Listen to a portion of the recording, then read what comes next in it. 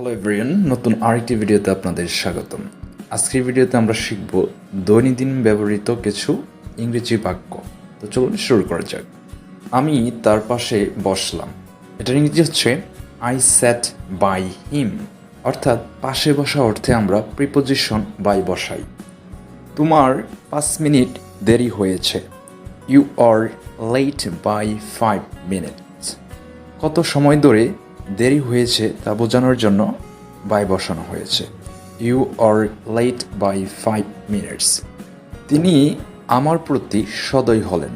He became kind to me. আংটিটি সোনার তৈরি। The ring is made of gold. এখানে একটি বিষয় মনে রাখবেন, কোনো জিনিস কি দিয়ে তৈরি হয়েছে দেখে যদি বোঝা যায় তাহলে প্রিপোজিশন অফ বসে। যেহেতু এই রিংটি দেখে বোঝা যাচ্ছে গোল্ডের তৈরি, তাহলে আমরা এখানে বসিয়েছি the ring is made of gold.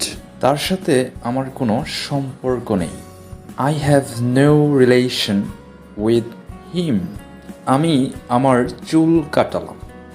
I had my hair কাট।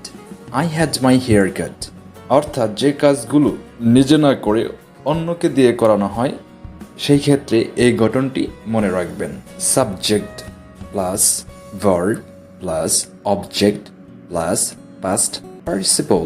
যেমন তারা তাদের বাড়ি রং করাবে, যেহেতু নিজে না করে অন্যদেরকে দিয়ে রং করাবে সেক্ষেত্রে আমরা গঠন অনুযায়ী বলতে পারি they will have their house painted.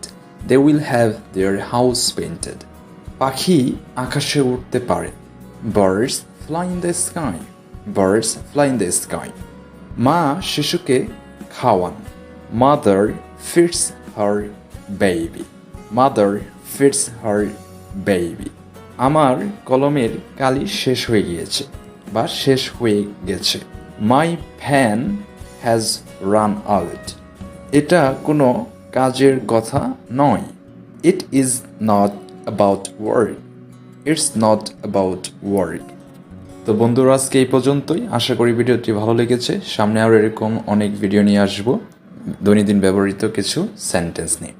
তো আপনারা যারা বিগিনার রয়েছেন তারা এগুলো শিখতে পারেন এবং আপনাদের রিয়েল লাইফে ব্যবহার করতে পারেন। তো ভালো থাকবেন, সুস্থ থাকবেন। আল্লাহ হাফেজ।